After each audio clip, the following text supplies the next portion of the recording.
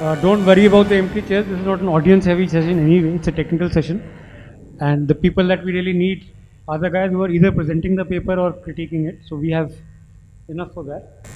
Just a small change in schedule. We'll be starting with Mr. Sanjay Jaju, who is going to be presenting his proposal on how to use AI in defense applications. He eventually has to do a paper which is use of AI and blockchain in defense. So I think if he could also provide some inputs on blockchain and how that could be used in defense would really help make the paper that much better. Sanjay, are you here? So what I've tried to do is present few slides which can give you a perspective on how artificial intelligence would get deployed in what strategic purposes. And for that, of course, these things are kind of known to all of you. There are a lot of data being created. Earlier when we didn't have the computing power or the hardware, all that data was not being utilized for creating intelligence. But over a period of time, as I will present to you in the next slide, how technology is gradually evolving and big data is becoming a part of as a decision-making tool, and is a very important tool to get embedded into various processes and applications. And this is how I look at it in terms of how technology has been leading to development of various kinds of business models. Not long back, I would say in early 90s, that we started with the internet. Gradually we started talking in terms of the e-businesses, moved to digital, and over a period of time, what started was a phase wherein we're talking in terms of rule-based systems and algorithmic systems. And I think now one is starting to look at moving this to a phase where all this is going to get autonomous. I think in a group like this, you would all know that we have been talking about artificial intelligence ever since we started to talk about computers. I mean, if you look at the timeline and if you look at the level 1 at which we were talking in terms of intelligence in a machine, where multiple routine automated tasks were being performed by computers, and I think that started the phase when we had the computations, calculations, we were able to solve equations. And I'm talking in terms of what happened in, say, early 50s. Gradually we moved into the level 2, where still the discourse was that you put in an input and then you finally get an output, but most of it is all rule based, and a lot of expert knowledge is kind of getting keyed in. But it's not as if somebody is learning from that knowledge, because we didn't have the power and the computing capabilities to do that. And now we have come to a stage where the loop is getting completed. The data that was created by the machine is again getting fed back into the computer. And because of this, now we're getting into a phase where a lot of people are talking in terms of giving machine an intelligence beyond what it had, say, 20-30 years back. And coupled with the kind of technologies in terms of the capacity to store the kind of data, we are gradually moving towards a phase where possibly it's going to become level 4, which is where we're talking in terms of autonomous decision making. And I think that's where I'm trying to look at it when it comes to defense. And bulk of it is talked of in our task force report, but for reasons of confidentiality, I will have to only tell you what can be a larger picture. But obviously, a lot of use cases are available as far as the use of artificial intelligence in defense is concerned. And obviously, when we talk in terms of the level 5, that's the physical embodiment stage, and talking in terms of, say, robots or drones and stuff like that, where all these capabilities are available. where these machines take decisions on their own. And I think that is where possibly a bit of a caution would be needed, and that's where I would like to give you some forewarnings, but obviously the movement is possibly towards it. Now, when it comes to defense and the use of artificial intelligence, I have not looked at blockchain, how we are going to make use of blockchain, and that's what I was talking to Abhishek. We've understood fairly well in our system that artificial intelligence does have a lot of potential use cases as far as defense is concerned. A lot of activity is happening. I mean, if you look at United States or even China or even Israel, they have started to make use of the gains available in the commercial artificial intelligence space for defense applications. But I'm not too sure about how blockchain could be catalyzed for artificial and for defense and strategic applications. So possibly that is where possibly I'll require help from Abhishek, and we'll try and put this all together to get this whole paper done. Now, coming to these forewarnings and premises, the percentage of, I mean, now I'm trying to look at it absolutely from the perspective of strategic and defense applications, which is where I am right now. All of you are aware that it's all development of computer models when it comes to artificial intelligence, models which are going to get trained over a period of time. So obviously the inherent biases are all going to creep into a particular model. And when it comes to a commercial space, and obviously these models are all probabilistic models, if one may use that technical jargon. Now, in a normal situation, we can do with these biases.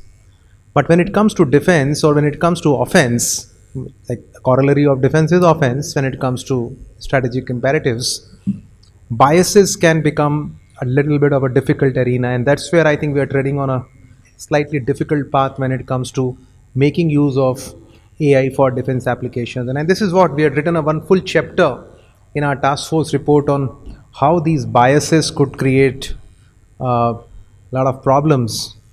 And biases in terms of the standard example used is the black sheep example. I mean, you'll always say black sheep because that's being used repetitively, but technically it's not black.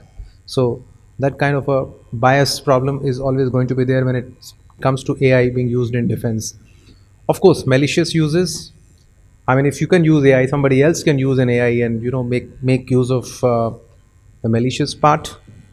And the entire ethical dimension of AI use in defense. And I think that's where Google objected when the Department of Defense in US told them that, look, you have to develop certain things for us. And then they said, look, we're not going to make use of this for ethical reasons. The fact of the matter is ethical because, you have issues of,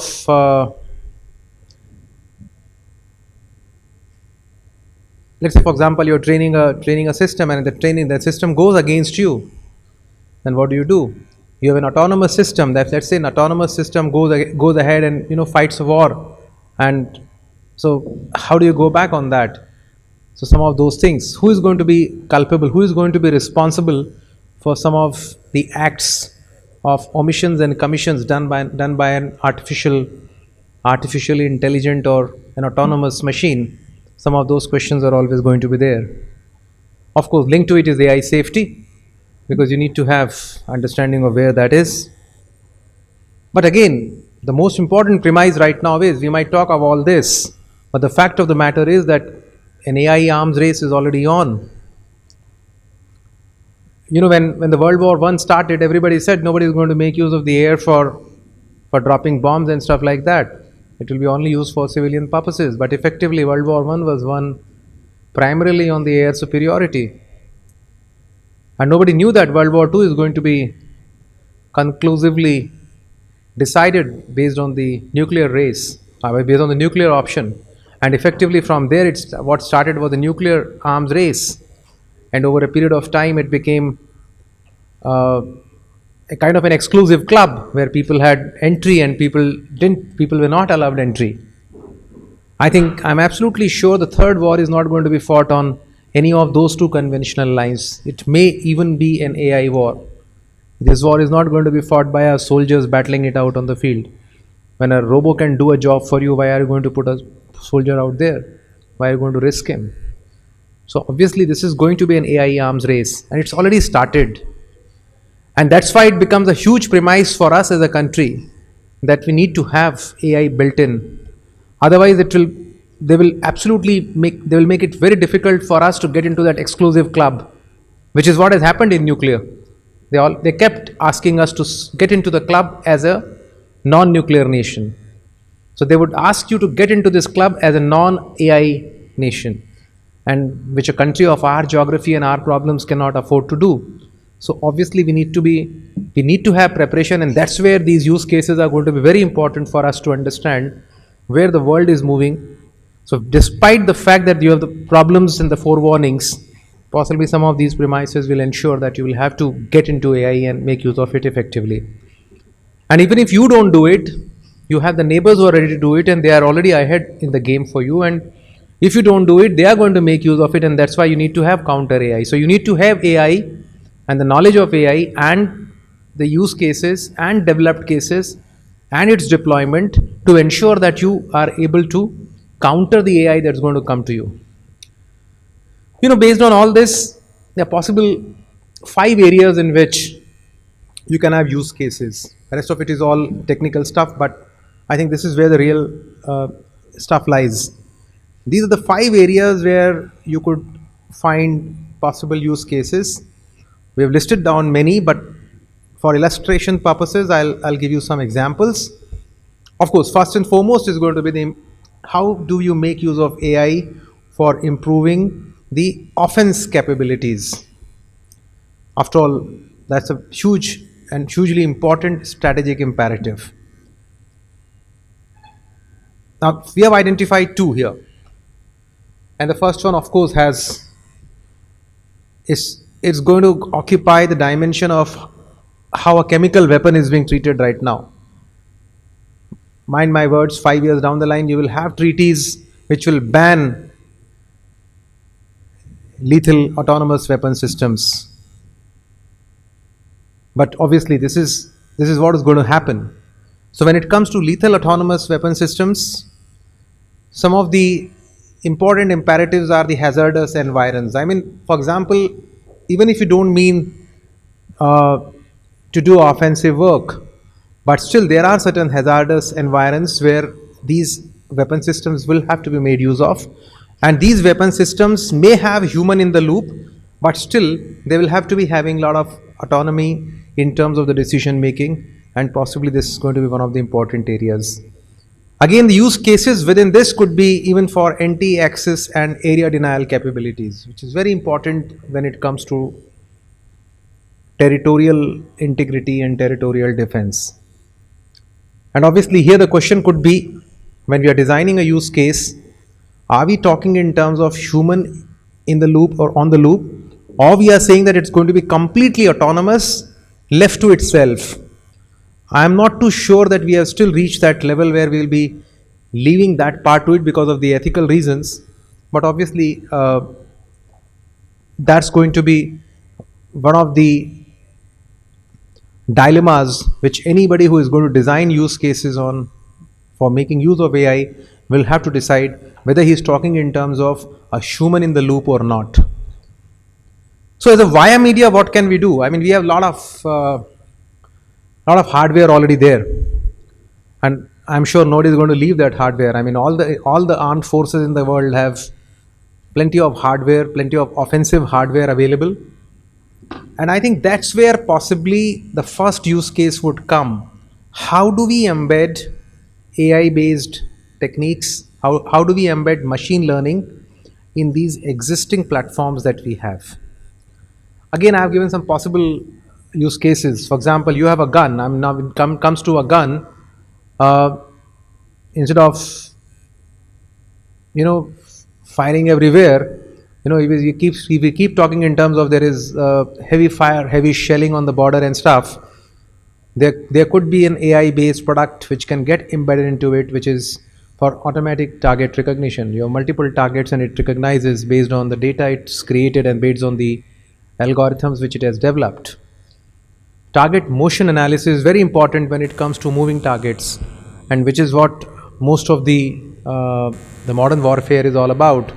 You will have somebody shoot a missile and then move that entire missile to some other location in just about few seconds, and by that time the retribution comes in that place is all khali, or the tank is already moved out of that place. So how do we create capabilities? Target prioritization, again based on these huge data sets that's going to be getting annotated when it comes to AI based system. Also currently also most of the hardware that we have has a lot of sensors, and there are multiple sensors, but sometimes it becomes very difficult for a normal human mind to process the kind of data that's coming in quick time. So I think multi-sensor data fusion can also be of great relevance when it comes to getting embedded into machines. On the other side, some of the known cases which are also part of the general system is, when you're talking in terms of offensive capabilities, you're talking in terms of cyber offense is one of the important imperatives. The current process is fairly laborious. If you to plant a malware in, say, Iranian nuclear setup, it needed efforts of years together to get into that. But possibly AI-based practices could do that. And I think that's where possibly, because AI also brings in vulnerabilities, so some of those vulnerabilities can also be used as an offensive tool to create AI-based systems which can exploit the vulnerabilities created in somebody else's system. So to my mind, the first and the foremost use case would be to improve the offensive capabilities, and some of these things can possibly get covered into there. Now when it comes to offense, then you also look at how do we improve the defense capabilities. Obviously the biggest and the foremost problem now we need to solve, and that's where I think in the morning also you had a lot of discussion as to how do you get in cyber security, because it's all linked to the country's strategic and if I may use the word, it's almost as important as your territorial sovereignty. Cyber sovereignty is as important as your territorial sovereignty. And so right now current systems are for cyber security are almost rule-based systems. Basically it's kind of a handcrafted systems, and handcrafted systems will only address some of these known threats. But in a future warfare, possibly we'll have to be very clear that a lot of these unknowns are going to come in, and those unknowns are not going to get solved by a normal rule-based systems, and that's where I think AI-based systems would be required even for cyber security purposes. When it comes to defense capabilities, unmanned monitoring, I mean that's also happening now. A lot of unmanned monitoring in terms of UAVs which are autonomous, which are on your borders with cameras, with sensors, with IoT devices, collecting data from multiple sources and taking a call whether things are fine or not. I'm told every bit of the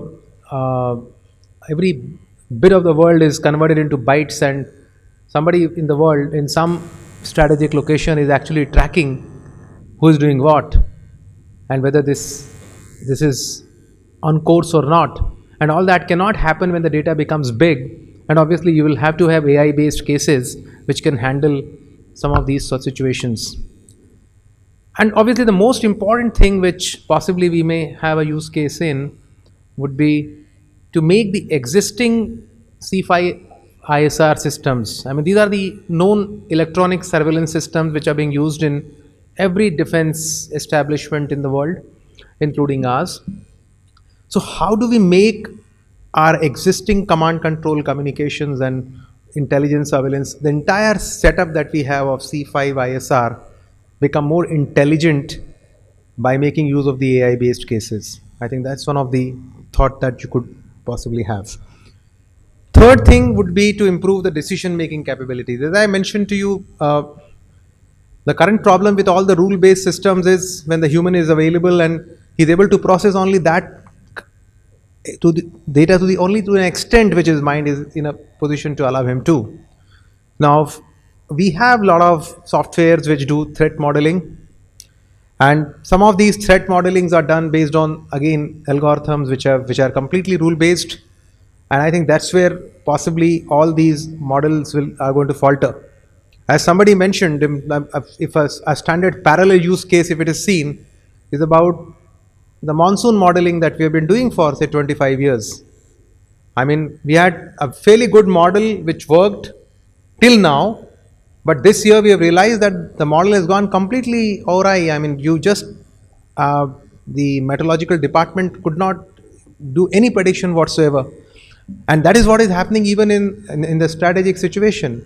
So all your models, I mean, when it comes to an aeroplane, there are so many factors which are around, and absolutely impossible now for the human mind to correlate and simulate the data coming in from multiple sources, and possibly that could be a very important use case. And the same is true when it comes to war game simulation. I mean, right now again the current models will not give you the kind of accuracy that's required, and possibly at the end of the day you will falter, and you will not be even able to pose a counter AI there. So to improve the decision making capabilities in real time, in quick time, and counter the AI, again some of these use cases would be very helpful. The fourth area which could be considered would be to improve the intelligence gathering capabilities. And again it becomes very important because you're getting data from multiple sources right now. And as the data size is becoming bigger and bigger and bigger, you have the data which is in different format. You have the visual data, the data coming in from sensors, you have the data coming in as not as text. The text data, you have the audio files available. You have a lot of this data coming, and when it's an audio file, you also have the multilingual audio file in the country's context. How do you improve the intelligence apparatus? And believe me, intelligence is close to 50% of the strategic work that's being done. That is that big. When you protect the country from internal and external threats, it's 50% of it is all intelligence based. Otherwise, there is no way you can prevent a terrorist attack, or there is no way you can prevent an intrusion coming in from the border. It all ultimately boils down to intelligence. And I think that is where possibly AI could be first deployed. Make use of AI based tools. There is a lot of this material available. Humanly impossible for somebody to even classify it, analyze it, annotate it, put it all together.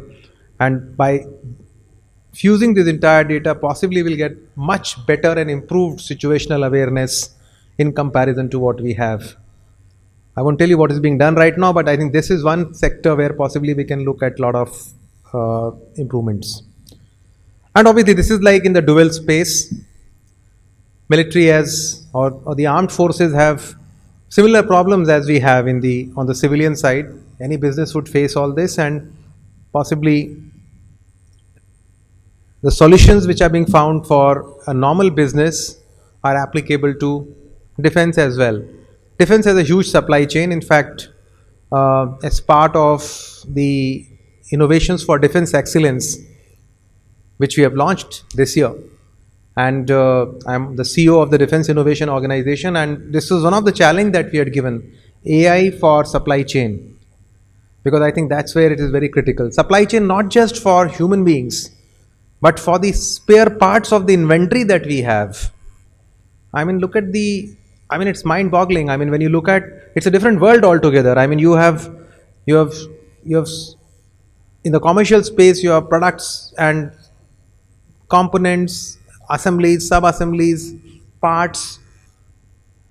I can tell you on the other side, there's an equally big and daunting size available. I mean, that's the kind of classification that it's absolutely impossible for somebody to, do a proper and appropriate and optimal supply chain and logistics management. And that's where we had put out one challenge.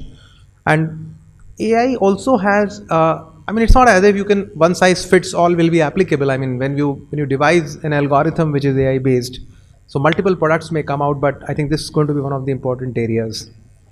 Of course, when it comes to defense, there's a lot of manufacturing involved.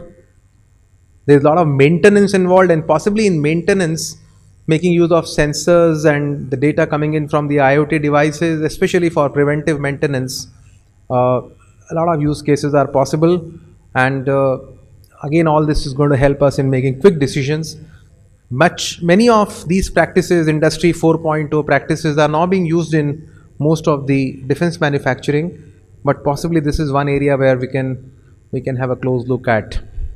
Personnel management, financial management. I mean, these are two areas where again a lot of AI related aspects are there. I'm sure on the finance side and on the even on the personnel side, with the huge data sets available, blockchain also may be of great help. Why do we need to create huge data sets when we can do with distributed data sets? And possibly that's where one of these things could be. So broadly, friends, this is what I thought. You had to just to recapitulate where we were, to improve the offensive capabilities, to improve the defensive capabilities, improve decision making, improve intelligence gathering capabilities, and improve the operational capabilities. So this is how the structure could look like when it comes to making use of artificial intelligence and deploying use cases. Obviously, I'll like to take your inputs because uh, especially on the blockchain, because I am not too sure of how we can make use of blockchain when it comes to defense and strategic. Thank you. Thank you so much, Sanjay ji. So, inputs you could. One thing is for sure that blockchain has several advantages and features, and in fact, I can initiate my technical team to draft a paper on use cases and see how we can apply blockchain to these use cases. Because technically, blockchain is supposed to be a data fabric, which makes sure that the data. Because at any point, even if you're using an offensive capability, you want the data that is going into an AI is validated and authenticated before. You don't want decisions to be made on wrong data, right? So the reason why, especially in the case of defense, it is even more critical that we make sure the data is clean and it's authenticated by the right sources, and it is immutable. That means nobody has tampered the data, because imagine an external organization tampering your information set that goes into the AI engine. That is the only way you can actually enable an AI system to act against you. If I tamper your information set, so that's where the authentication of the data is even more critical when it comes to defense, especially in an offensive category, because you don't want your systems to act against you. Just the point you made about ethical dilemma here, and that's why the information authenticity is so critical, and why blockchain will make sure that we are at least confident that the data set we are feeding is not being manipulated or tampered by any external organization.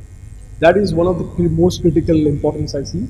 But I would love to actually initiate an opportunity to, take a stab through Samir and create a direct application of blockchain through all of these applications.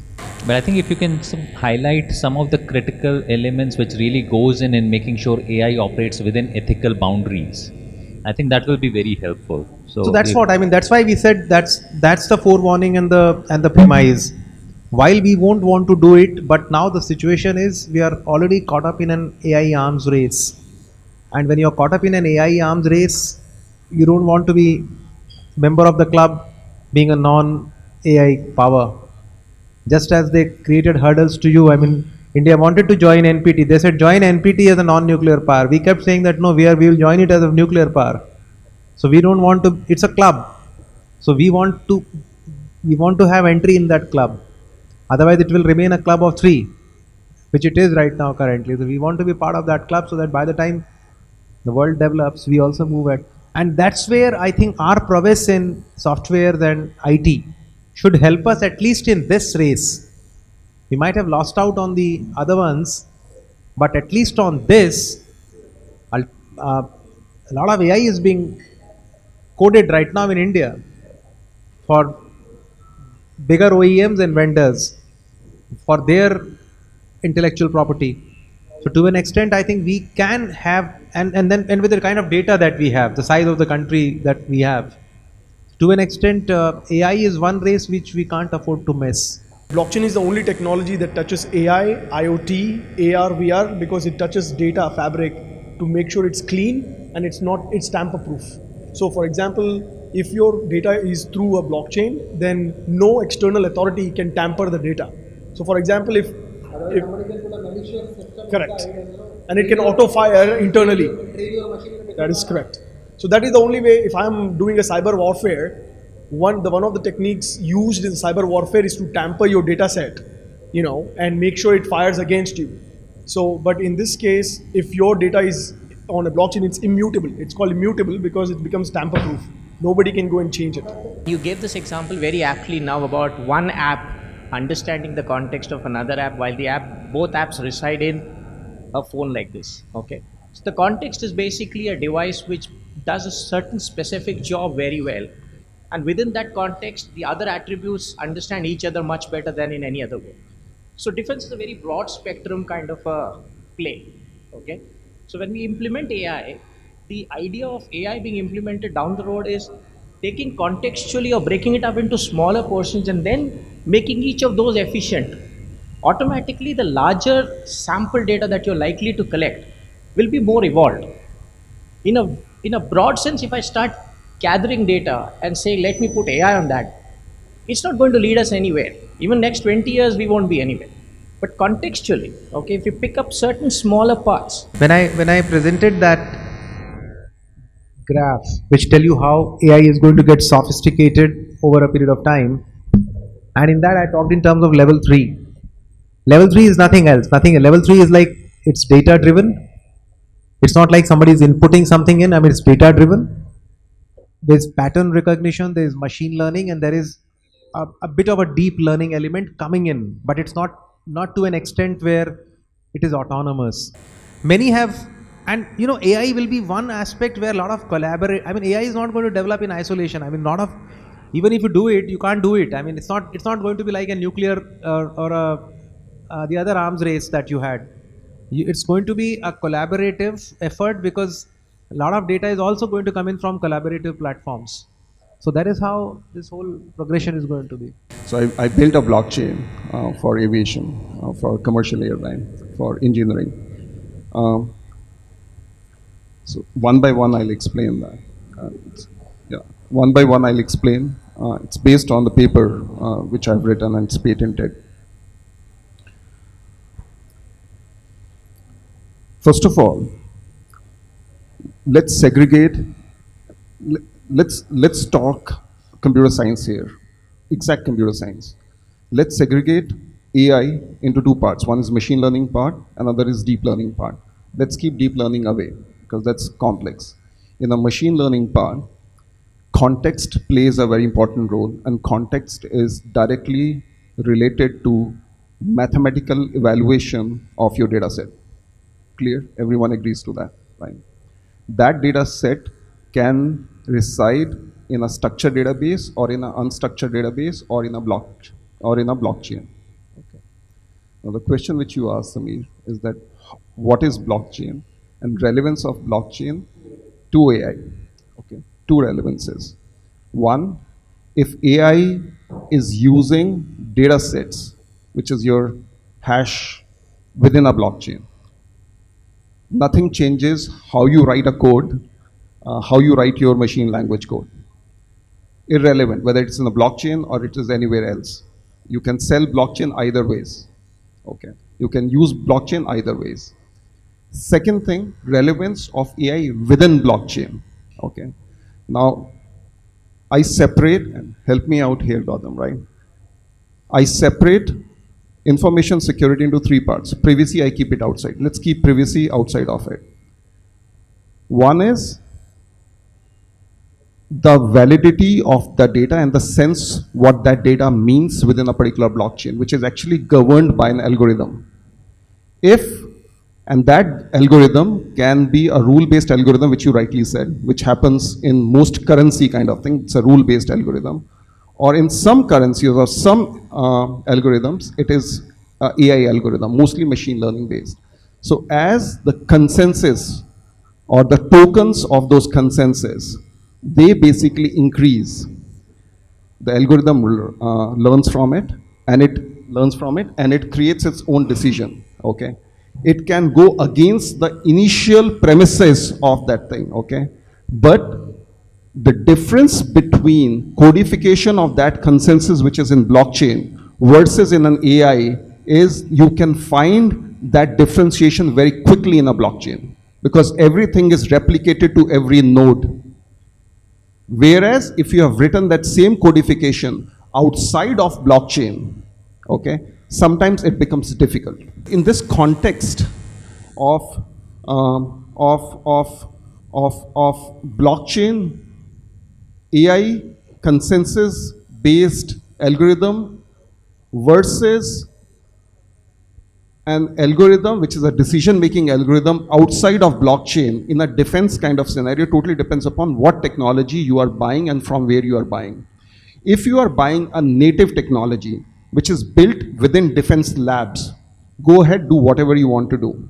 But if you are buying a technology which resides outside of it and there is very less capability within, be very careful in either case. Be very careful in either case. Also, be very careful if your blockchain extends outside the boundaries of India. For example, in my industry, if manufacturer is Airbus, okay, part supplier is some other company in Toulouse, okay, both of them are nodes, and Prime Minister of India is traveling from point A to point B, and some maintenance has to happen on the way or on this thing. Totally depends upon you whether you want to participate in that kind of node replication or not. So those kind of decision making in a blockchain kind of scenario are of relevance, and are relevance both in both cases, whether AI is outside of it and whether it is inside of it. When it is inside of it, which be very, very careful, because that decision making will not be even given to you. Because even today, when the node replication happens, sometimes it actually takes 20 minutes to do the node replication. And given the speed of an aircraft, he would have already reached that particular destination. So I just wanted to step in, to clarify this. Blockchain and AI and all that stuff, specifically in a defense zone. Thank you very much. I think those are very useful inputs, and I'm looking forward to a very compelling paper on this. The only timeline is that we need to complete this within 30 days. So, and there is workgroup functionality on the website itself, or we can provide a workgroup functionality where all of us can collaboratively look at what is happening and write it. 30 days from now. Okay, so with that, now I invite Atul Gupta, who's partner and leader IT advisory for risk consulting and cybersecurity at KPMG. So I'll get started with the session, which is setting the context for the need of having a new avatar of cybersecurity strategy in the country. After the previous session, where we went into quite a lot of details on artificial intelligence, machine learnings, blockchain, maybe this session is a step back from there. It's not going to be as intense as what the previous session was. And I understand in the sequence this was to be done previously, and that was a build up, but we'll go from there. So what are we going to discuss today is, in a way, it's a carry forward from the panel which we had in the morning, saying how the entire landscape is changing. And in the morning we talked upon 3 decades. The first decade in the new millennium, which is the duration from 2000 to 2010. The second decade which we are going through, which is 2010 to 2020, and what's going forward from 2020 onwards. And if you look at the 3 decades, which Mr. Jaju also somewhere depicted by one of the graphs, 2000 to 2010 was a period of networking. It was more of web applications emerging, because internet was the one which became the common media for connecting everything together, and that was resulting issues around cybersecurity, which was more related to confidentiality, integrity, availability of the systems. Came 2010 and the current decade, we have seen a digital disruption which has happened. Everything is now becoming more digital, and the kind of issues from cyber security which have emerged upon are very, very different what we had faced upon in the first decade. And the decade going forward from here, where we are, will be all about connected and advanced technologies being used, which is the artificial intelligence, machine learning, and all associated cognitive technologies to be used upon. So that's the context in which we are operating, and the economy is also getting impacted accordingly. And that's where there is a need for us to look back at the cybersecurity strategy. Look at saying what's the impact of all these shifts which are happening. We'll try looking at a broader perspective on that one. and possible areas how we should be looking at getting this right as we move forward from here. So those are the areas which I will be discussing upon.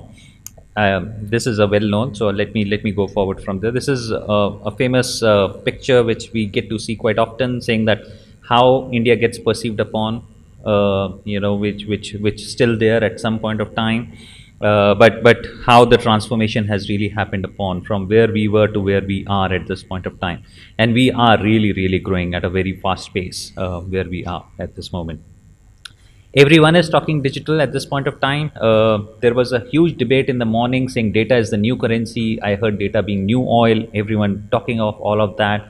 There was a fair bit of intense conversation, should the data be taxed, and so on and so forth, which was going around. So data is generating its own conversations. In fact, it's a very interesting conversation. Someone happened to ask me saying, what is data? Physically, what is data? Does data has a weight? So if you have a hard disk which has no data in it, it has some weight. If you pump in some data into that hard disk, does the weight of that hard disk changes? The answer really is no, it doesn't change. So data to that extent cannot be really compared upon with any other physical entity, but it's becoming a new currency, and that's the kind of an economy where we are operating upon. It's also resulting in change in our behavior. The customers or the recipient of services are becoming very demanding.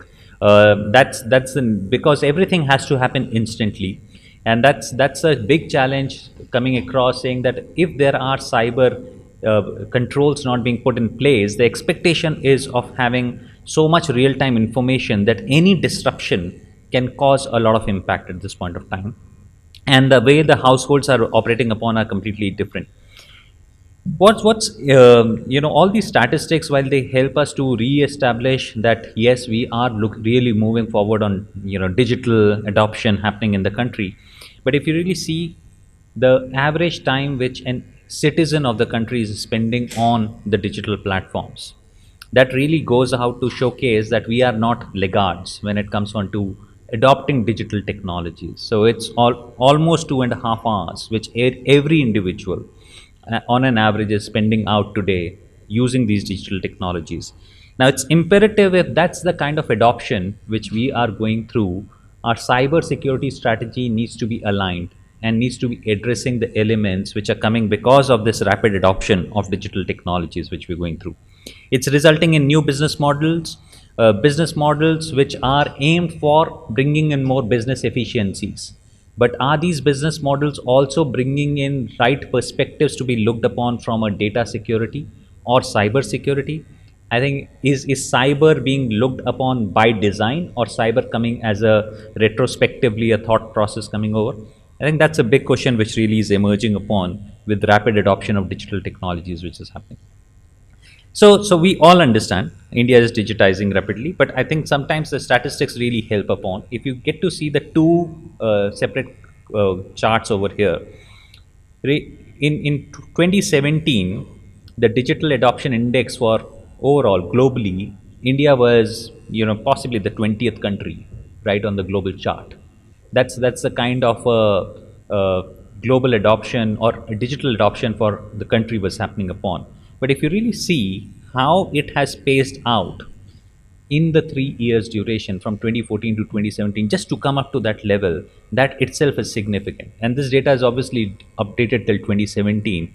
We've been constantly making strides and moving forward upwards on saying how the digital adoption index has been changing constantly for the country. So we are the second fastest amongst the country on adopting the digital economies. And the one which beats us is Indonesia, which doesn't comes to me as a surprise, because many times when we look back at Indonesia as a country, as an economy, very similar to India. It's just that it doesn't get contexted upon or contextualized upon or talked upon in the same forums. But yeah, I'm not surprised that Indonesia is beating us over there. But yeah, India right up there. If that's the reality, is that only what we are getting to see across some of the startups, or is that what we are getting to see how a common citizen is also operating upon? And I think the answers are very clear. The common citizens are adopting the digital technologies on a rampant basis. Just look at some of these government led forces which has resulted in so much utilization of digital technologies, be it in form of the bank accounts getting linked to Aadhaar, be it in form of the basic authentication or identities being created through UIDI systems, be it in form of the various e-government transactions which are happening at the every point of time, or the CSCs which have been created upon, and so on and so forth. So I think all of this is leading to a clear point of view saying that digital technologies is not just something which we as country are just talking upon, but it's massively being adopted. And if that's a reality, if that's the true reality which is emerging, are we keeping pace on cyber security at the pace at which we are adopting digital technologies? And that's a big question which really emerges out over here. It's the various forms and shapes in which digital is coming upon. One of the other things which I wanted to talk, which is really the future, the next decade which we're looking upon over here, is the connected devices or connected enterprises or connected cities or connected autonomous vehicles and so on and so forth. This is going to bring upon a completely different perspective, which possibly today early conversations are happening at this point of time.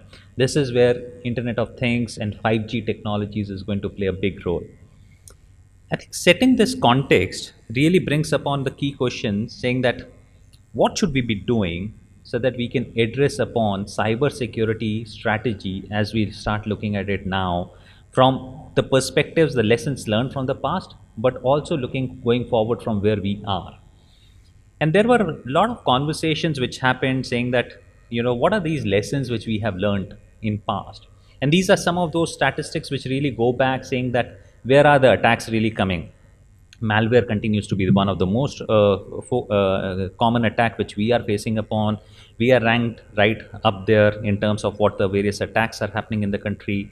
The average cost per data breach is getting increased year on year by nearly 8%.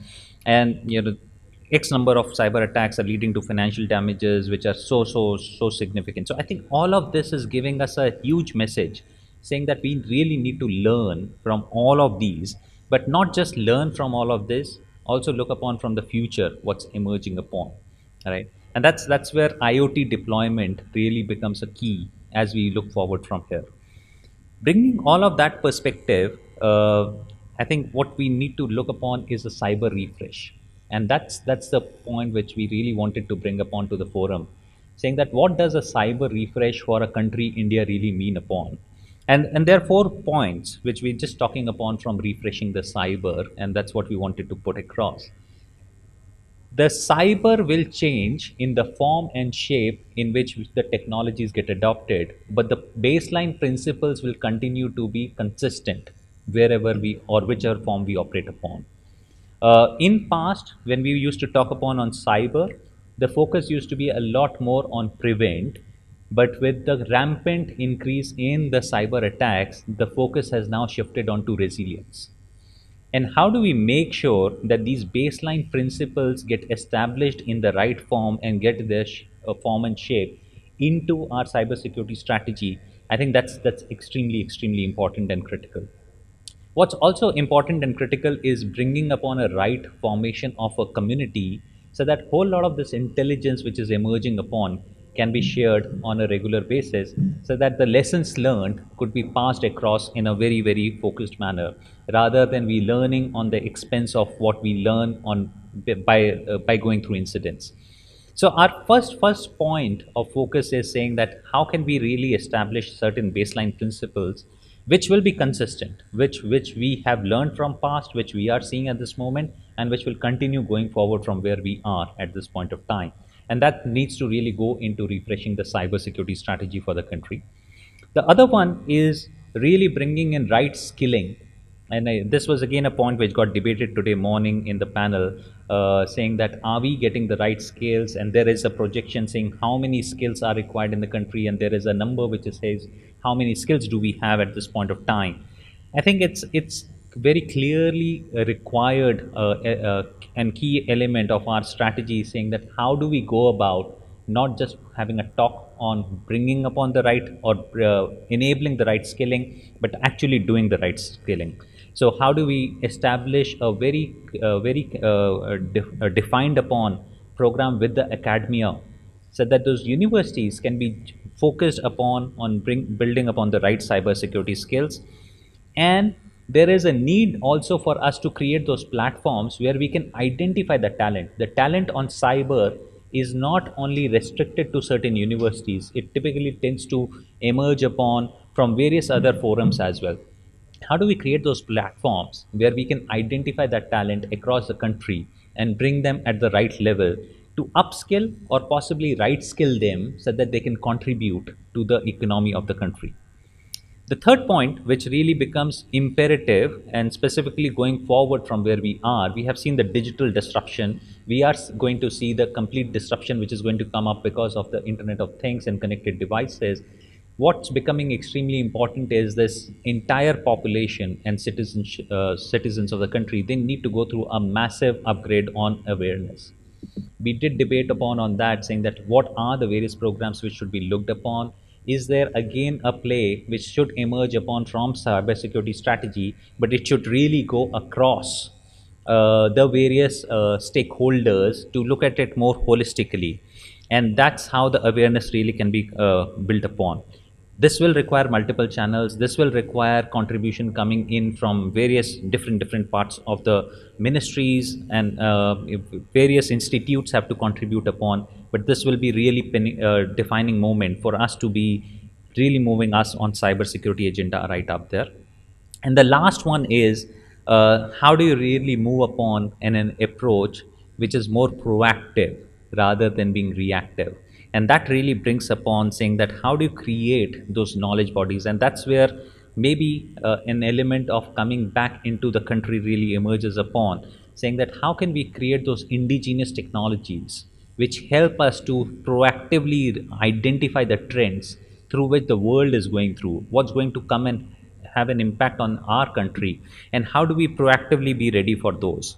How some of these advisories and intelligence can be made available to the larger stakeholders rather than it being sitting with certain defined boundaries. So these are the four key areas which we believe should be looked upon as we start addressing the refresh of the cyber.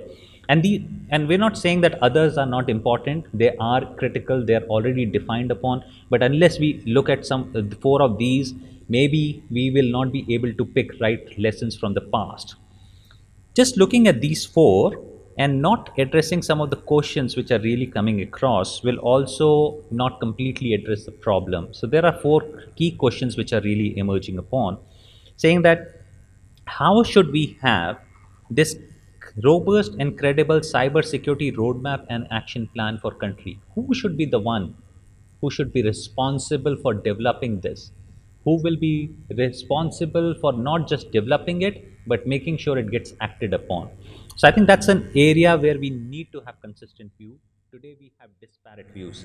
As we get to start looking upon the cybersecurity strategy, it's imperative that we start bringing some more clarity around these areas.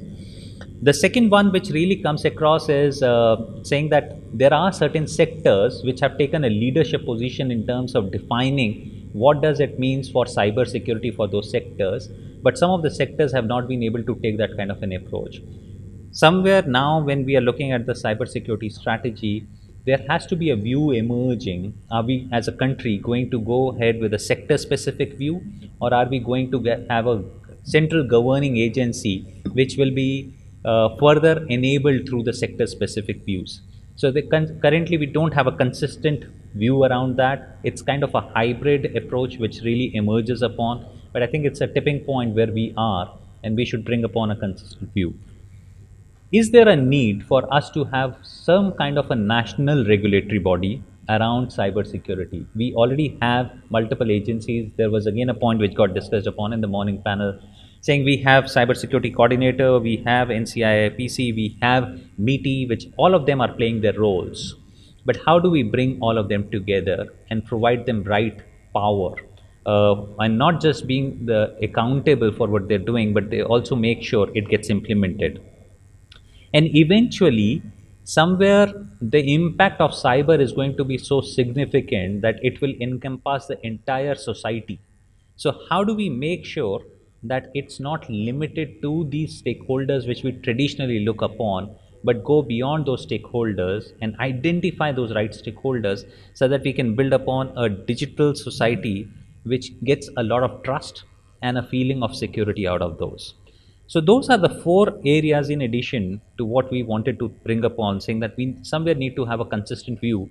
And it's a great point where we are looking at putting together cybersecurity strategy where these things could emerge upon, and they can help us defining the way forward for the country, at least for the next decade. We are that much well prepared upon. Those are the thoughts which I wanted to leave upon, and happy to have some feedback from the group which we have over here. In terms of baselines, if we see, so if we see within the financial services sector itself, so RBI came out with its own framework on 2nd of June 2016. Then prior to that, we had on 6th of July 2015 from SEBI. On 7th of April 2017, we had from IRDAI. Now, SEBI is at a very high level, RBI is in some detail, and IRDAI, those who have seen, know that it's also got a list of 300 plus checklist items. Okay, so I think when the regulations come, they also need to look at to what extent you actually want to be prescriptive and to what extent you just want to provide guidance. And as Gautam just mentioned, in terms of let's say NIST or other type of frameworks, now even when it comes to standards, a lot of standards are voluntary. Most of the standards actually are voluntary. Even if you look at the Bureau of Indian Standards, they got 1,000 standards overall, but only a handful of them are mandatory. For example, for pressure cooker, for fire extinguishers, and for cooking stoves, etc. Most of them are actually voluntary, other standards. And on the frameworks, if you see something like NIST cybersecurity framework, that framework has got two interesting angles. Number one, it's voluntary. And it's like any country, any entity, anything, anybody can adopt it the way they want. And of course, many countries have adopted it as it is. But the other thing is the way it was developed itself. So the work started many years back, and finally they developed something. Way back in 2014, it came in February, and that's when it got formalized, the version 1. And last year they have already come out with the version 1.1 because they are realizing that this is something which even as a framework can't and should not remain static. So I think in our processes also, what we need to do is, number one, it needs to be comprehensive, but also it needs to have a consultative approach, as well as build in, like just not security by design. I would say also we should have certain other processes by design in the cybersecurity strategy itself. For example, what is the process of about review and revision of the policy as and when needed? Okay, so rather than, let's say, waking up after 5 or 6 years again and then doing it. And second thing is, if you see NATO as well as ENISA, which is the European Network Information and Information Agency there, Information Security Agency, ENISA. Now both ENISA as well as NATO, they also have standing committees like of private sector advisory boards. So I think that's another aspect to be built in here.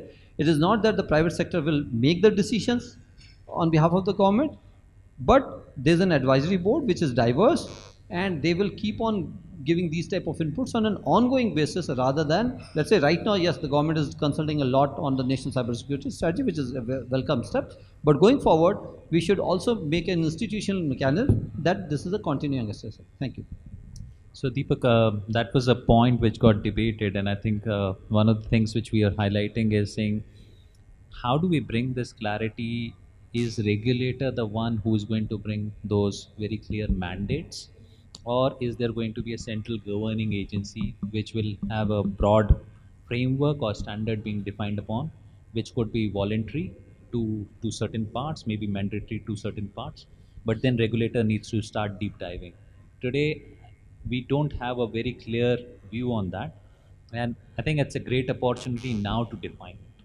And if we want to leverage from some of the mature economies where Europe possibly has gone by one size fits all, it's not so much sector specific, but Northern America, which has gone very deep into sectors, or maybe if we believe that it's in time where we start bringing a mix of both, but we should have a clarity around that. Amongst all the regulators we have, one regulator we strongly miss is an awareness regulator. And in India, we are very, very, very poor when it comes to training people. So cybersecurity, the biggest harm that I see today is so many operating systems, so many other devices are there. there is no way to classify and identify what is the service level agreement they should have when they land in India. Nothing of that has been ever spoken about. No one is there on the ground to even teach. Yesterday, I was at I shouldn't say this, but I was at the IB and my laptop went through a session of scanning. The lady at the desk, she's supposed to scan and check my laptop whether I can take it inside. I had a presentation. She didn't know what to do with it. So there is no basic SLA defined, even at IB, to figure out what is supposed to be done. So she's not trained.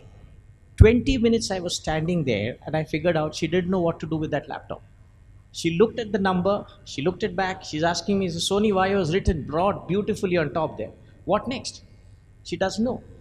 So if it is at that level, no matter what kind of regulation or frameworks we set up, down on the ground, when I participate with people down on the ground there, nobody has any clue. Android, I carry this device, nobody knows what are the holes inside this box. Nobody knows how much of data gets pilfered from my Android device, all Indians' information just going out. Nobody knows. There is nobody in the regulatory or nobody on the ground helping us. So you guys, since you all are participating in so many ministries, find out who is the awareness regulator. Ask this person. Go right up to the bottom. Teach people. You can create millions of jobs just teaching people how to manage a device. Overall idea of the cyber security has to be break down into multiple parts, as you are saying, like it has to be for the technology which are involved, which are pumping the massive data, AI, blockchain, and then IoT devices is something which is like, as sir rightly said, in data center nobody is going to touch your server. 70% and 80% it's right, so only 10 or 15% that kind of situation arises. And third vertical, which is the capacity building, in terms of like we are entering into the system, what kind of systems has to be there once it comes to the application development, app development. So I think if we will classify all these different vertical into different sections, make the minimum framework for these individual things, I think it will help. I will be covering a area which is evolution of cybersecurity strategy. If we have to have a strategy for the country, how we should bucket it, and this is up for discussion and inputs. There are a couple of areas and ideas which I have put together, but we can all debate. I'll try to skip a lot of slides because we have already discussed, and let's not talk about what happens. We all know all this connections and all that, motivations. But I think if you look at ITU, and they do this study every year, one thing in other ranking, our ranks are going up, but in cybersecurity index, as a country, we are really going down from 5th to 23rd and 47. I remember 2 years back, 3 years back, when we did this analysis, some 50 or 60 countries have their strategies and all. We were one of them. We were in 2013 we came up with our strategy. But I think the area where we are not good at as a country is implementation and the enforcement. That's the biggest challenge which I have said. We have a lot of laws in the country. I don't know what happens on ground. So same thing over here. So there are a lot of countries which have picked up, and the best part is once they have something in place, the enforcement is very good on ground. We are opposite. We are good in coming up with the guidelines and the baselines, but on ground things may not be great. So what we have seen is, this is one of the slide where I want to spend some time. When we looked at some 50, 60 various countries, how they structure their cybersecurity strategies, what need to be covered. There are common themes which comes out across. One is common set of objectives. It's a high priority, and the critical infrastructure identification. These are the common threads, common features which come across all the countries. There is some variation here and there, but these are the common threads. Within the common threads, the clear-cut message is we need to maintain a safe and resilient cyberspace for the nation. We need to protect the critical infrastructure of the country. We need to have regulatory framework, legal framework, assurance framework, cyber awareness, technology, public-private partnership. So these are some of the common objectives which each country from a strategy perspective would like to do. And then when we get into the budgets and priorities are defined that at what level, which room we are talking about cybersecurity, what are the funds and resources you have allocated to that particular subject. And if and we were talking about the US alone, and that's the point which we were discussing. I remember initially when we looked at it, the Homeland Security was saying some 10 billion is what they spend every year on cyber. I did some Googling some time back, and then they said it's 17 billion. I was like surprised. In like last 3 years, they have just added 7 billion spending on cyber for only the government sector per se, because from a homeland one. So if I just pick up top 5 countries, we're talking about somewhere about 25 billion spending for the government alone, forget about the industry. So the point over here is how you put priorities around, and if you are investing a dollar, then a seriousness comes in. When you're talking at a PMO level, there's a department who's pushing, there is an agency, a nodal agency doing that, then obviously it will come up. And then obviously there are countries which have defined critical sectors. Some may have 5 sectors, 10 sectors. That's a different story. But yes, the countries, they have realized that yes, we need to have critical infrastructure which are required for the country. And then what are the various measures which need to do?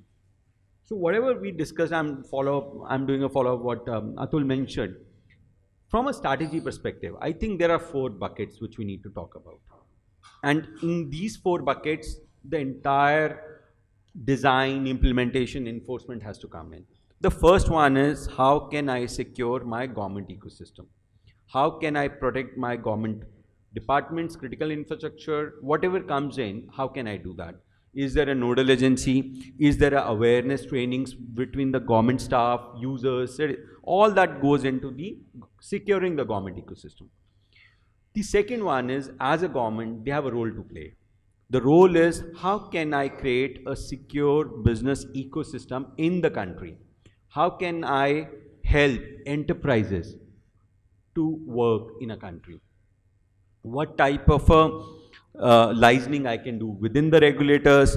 How can I exchange information between various sectors? And how can I create that ecosystem in the country? That's the role of a government which they need to play, so that the business, the small, medium enterprise, they can all work with some piece that yes, from a cyber perspective, we have support available from the government. The third one, we are talking about how can I create a secure, cyber secure society. Unless and until citizen is aware, we will not be able to create any of these. So we believe creating a secure society is the fundamental block in the overall strategy. And the fourth piece is, how can I build capacity both from human and technology perspective, which means how can I promote R&D in the country? How can I promote indigenous? How can I promote startups, cybersecurity startups? I'm talking about cybersecurity over here. And how can I create skilled workforce in the country? And these is across all levels, government, private, student, IT users, across. So these are the 4 building blocks under which we need to work around. That's how we believe need to be structured. And obviously, when you have to do that, you need to look at the complete life cycle, both from proactive and reactive perspective. That is all given. Now, from a secure government system perspective, if I have to talk about, what are we talking about? So there has to be some objective for this particular building block, which is that how can I strengthen the overall government ecosystem to do efficient delivery to the citizens, service delivery. So take any of these central ministries, state ministries, any of these departments, how can I secure my overall ecosystem so that I have efficient delivery to the citizens? And I can take multiple examples in this area. So I remember we were in one of the state, went in, and for last 4 days their data center was down, and they were not bothered the way they should be. And they were just pushing that now we will have another 10% penalty to the service provider. Systems are not working. It's a 5 crore penalty, 2 crore penalty. And incidentally, I was also interacting with one of the person who went for a registry. He wanted to get his land registered, and he flew from US. He flew from US, he was here for 4 days, but the systems were not working because there was an attack, ransomware attack, and the systems were down. I'm just saying that this is one of the area, and these are practical examples from ground which are coming in. So the second objective is, as a government, if we look at it, and that's what I was talking in the morning also, that government is the only sector in the globe which collect, process 8 billion records of the individuals. In India alone, we're talking about 15% approximately PI information is with the government because of our population size. So if that's the case, how we talk about the sensitivity which is associated with it? And there is PI, it's biometric, PHI, everything comes in, right? So how can we have that objective? I'm just trying to put objectives, and there's no right or wrong answer that what we need to do. I'm saying if we need to have a clear vision, what we want to do in that particular building block, then we will move towards that direction. That's how we thought we will put together. And if something happens, then how we quickly come out of it? What is the incident response, comprehensive, end-to-end that can come in? Again, I can put down an example because I work very extensively. So there was one of the client, one of the government department, we knows them, we were doing some IT work for them, and cyber was not there, and so there was the website got defaced. So we told the client, sir, anything you need, our site is defaced and all that. They said, that's okay, please format and reinstall it. So the challenge is that how can we come up with a comprehensive incident response plan around it? So, but these are some of the examples on this. And when we need to address that, we need to have nodal body in the country. As of now, if you talk about, we have NCIPC, we have CERT, we have NTRO, MHA is trying to do something. So regulators are there. How can I have a single nodal body who owns that particular area? And obviously there was a lot of debate that cyber is a meaty subject or MHA subject. We have seen that, and there are two different policies which the states and the department need to comply to, whether they need to comply to meaty guidelines or they need to comply to MHA guidelines, which guidelines we need to comply to. So they need to be very clear. Their understanding is very limited, the departments, right? So on top of it, if we have multiple guidelines going back to them, they're confused. You have a crisis management guideline coming in, you have ISO guideline coming in, you have CERT guideline coming in. So every now and then we have a new strategy guideline baseline going to them. So the point is, if you tell me one step to do, I'll do that. But let's be very clear what is that step. So that's the reason we are saying, how can we have a nodal body who governs and monitor the cyber security of the government agency? Then continuous monitoring of the government. So this is very interesting. So I don't know what's your feel that how many of these departments, they actually monitor their systems from a security perspective, because some of them are dated. And if you go and enable logs on them, they will die down, some of the systems. So how can we do a centralized continuous monitoring of these systems and deploy security tools and technologies around it? And then obviously there are various areas and tracks on which one has to focus on. Now we were discussing about what are the key levers from a government perspective. So from our perspective, these are the 5 levers from a government piece. One is the lead responsible authority to drive it. There's a large set of cooperation which has to happen within the department, within the ministry, within one room and another room, within the country and outside country. So that's one. And then the capacity building for the government, that if they have people, now I remember for last 1.5 years, 2 years, MITI is trying to run that program of awareness, and they're doing roles and responsibilities of the CISOs, and that's a very good step. And but so far we have they have completed some 500 participants training. For a country like 1.3 billion, we're just talking about 500, but the number is good. At least they have started, but there's a lot of ground which need to be covered, and how can we do that? The other one is legal measure. There is the IT Act, which is there in the country. I think coming out with the Act, we were the first few countries. In 2000, we had an Act, we had an amendment, but are we up to mark? There are changes need to be done. So what is the legal measure which we have in the country to drive that? And then obviously the technical measures from a cert perspective, how they work along. So, and all these 5 drivers, they need to work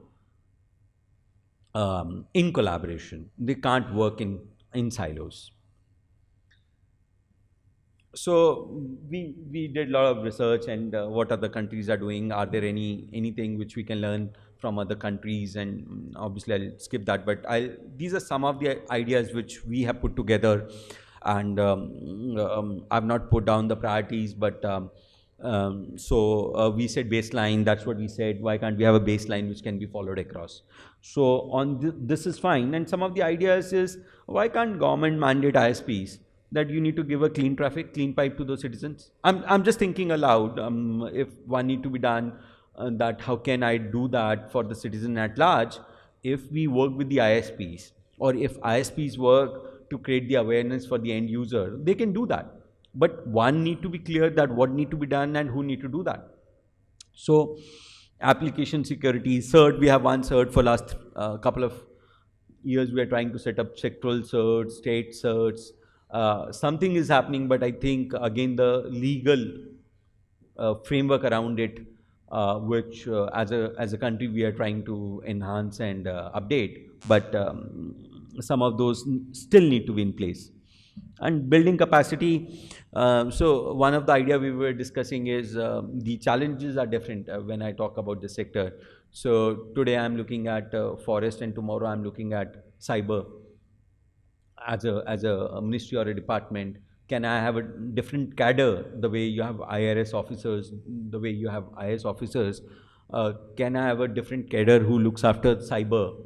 And if we can retain them for a longer duration in that particular ministry or a department, and if they move out, I've seen a lot of good and senior bureaucrats who are very keen on cyber. They were able to cover some grounds, but then they moved to another department. Now it's died down. So how can we create a different cadre, or how can I create a capacity and capability in that? So from a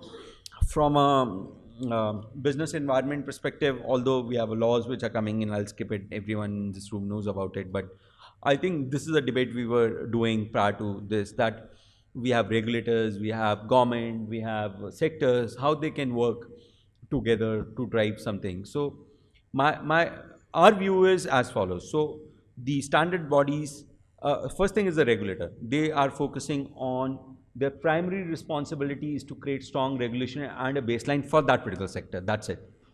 Now, standard bodies need to define, because sometimes when the technology comes up, it's very difficult for a regulator to focus on that, because there's a lot of work on that. When you have standard bodies like STQC or Bureau of Indian Standards, can they adopt standards? Our view is that when we have these standards coming in, the challenge which we have seen is in terms of the sustenance and the maintenance of it. We can come up with something, and then tomorrow we come up with something different. The constant push happening on that particular piece, that element is missing in the country. And whenever these bodies work together, they work in isolation. So we don't have academia coming in, we don't have industry body coming in, law enforcement is at a different scale altogether, right? So whatever is happening, they have no limited visibility, and whatever is happening in the law enforcement, the other sectors have a limited. So if the standard bodies need to work together, how can they engage together to work on this? So these are some of them, and obviously I'll skip so that we can have more discussions. So on the creating a secure society is what was the third pillar we were talking about. And then from an objective perspective, we look at it that how can I create a secure online environment for the citizens in the organizations. And this can be done. So I don't think that's a difficult task to doing it. But how can I run a national-wide cybersecurity awareness? And that's the point we said, is there a regulatory body whose role is only to create awareness? So this is what we were saying, that now RBI is also running some of the awareness campaign for the banking customer. Try comes up with something. But a clear-cut message is not going to the citizen at large. So how can I do that? And what is the best mode of reaching out? So we believe these SMS and all that, they may not be effective on ground. And we were discussing in one of the state, and they said, maybe why can't I start involving my end block or a village to create that awareness? And then they said, why can't we have a Nukkad Nataks on cyber per se? Then, because the point is you have to enforce a message back to them, and it has to be done by masses. So how can I do that? And these are some of the areas which we believe need to be addressed if we need to create that secure society. Obviously, that's a process I will skip through. And so I think the ISPs, and these are again some of the steps we listed down. The ISP has a very large role to play, because we believe the touch point for a citizen is through the ISP. If I am connected on a digital, that means somehow I'm connected on either on my landline, in my broadband, or my phone. Somewhere I need to be connected to ISP, and they have a very large role to play. So how can I get the ISPs onboarded to create awareness? Because if we have to cover that large population, even if we create a regulator, we will not be able to do that. So what are the various bodies, agencies which I onboard so that I can do this in a very effective manner? And what Gautam said, that how can I from a college level or a school level start doing cyber awareness and trainings?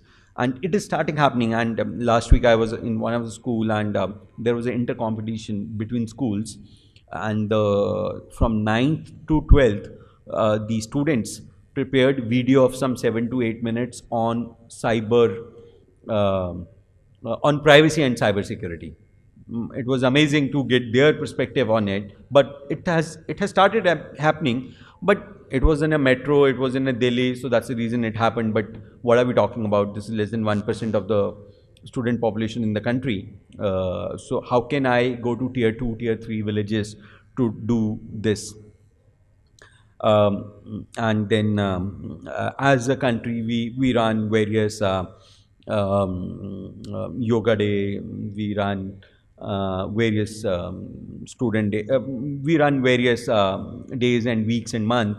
Why can't we just run a cyber awareness one day in a year for citizens to get the understanding? We do so many melas, Nukkad Nataks and all that. Why can't we have something on cyber? And these are some of the ideas. I don't know how much we will be able to implement on ground, but we thought we'll list down. Some of them may work, some of them may not work, but we need to explore them to make it happen.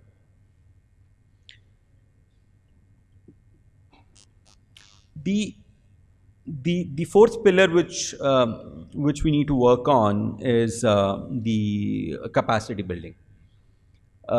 We don't have cyber skill in the country, and someone, a IT guy spending 6 weeks or 6 months doing some administration of a cyber product, he's a cyber expert next day, and he will start writing, and every 6 months he keep on jumping the jobs. So we need to see how can we create cyber skill in the country. This will help not only from an India perspective, but we can also support the globe. And obviously, the demand is across the globe. How can we start supporting from the country? So skill is one. The another piece was more we wanted to touch upon was on the indigenous R&D and cyber product developments. Um, we have seen the challenge that whenever we have these procurements, the government departments or any of those departments, they want to have a product which is tested. Coming in. But why can't we have a mechanism where we start promoting our Indian products? Although there are various schemes which says you have to do it, but it is not it is not effective on ground. And there are various reasons. So I think first as a government, and this is the point which I touched upon, that money has to come in. But why the money has come in? Why as a government I can say that as of now I don't have any security? You have a product, why can't you come in and test? If I start sharing even that platform with the startup, it's of a great help to that particular startup company.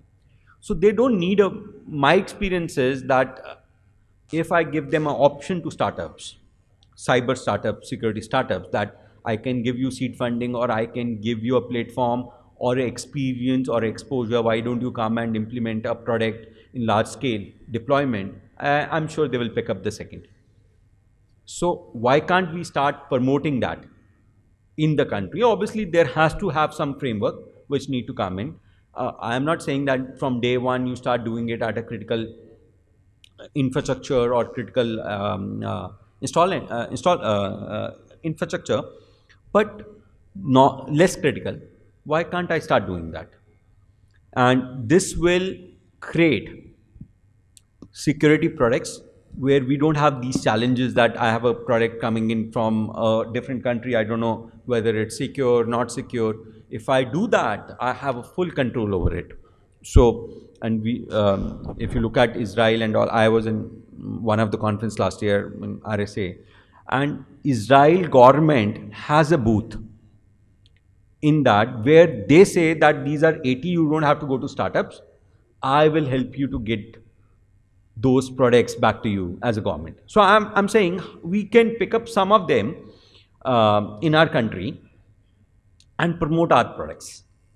So both, one is how can I create capacity, human capacity, how can I create a technology capacity, indigenous products around it. And there are a lot of examples we looked at doing that globally. Funding, entrepreneurship, and how can I meet a demand and supply? Why can't I start creating an ecosystem where private can also come in and start supporting the government? In the individual capacity, why not? Why only the companies? I can start doing that, and there is a very good example which I picked up. So whenever there's any investigation, they have onboarded some people. They can come and do support the investigator, law enforcement agency doing these exercises. So some of the measures which we listed down, that we do a lot of. We say that we need a lot of funding doing all this, but if we identify, and this is one of the idea we were trying to put in, that you have a lot of colleges, state colleges. Why can't we create a centralized infrastructure where the students and the teacher can play around on cyber? And nothing much it will not take a lot of resources and the budget, right? So one lab you set up for application, one lab you can set up for IoT, one lab you can set up for network, and everything is online. Let the student play around, because if we don't give them the infrastructure, they will not learn. As of now, whatever cyber awareness or education or trainings we are doing, they're all classroom trainings and on PPTs, right, or on books. But the infrastructure available to the students is very limited. If the student is keen to learn something, he will do it. But my experience is very limited when you go to these colleges.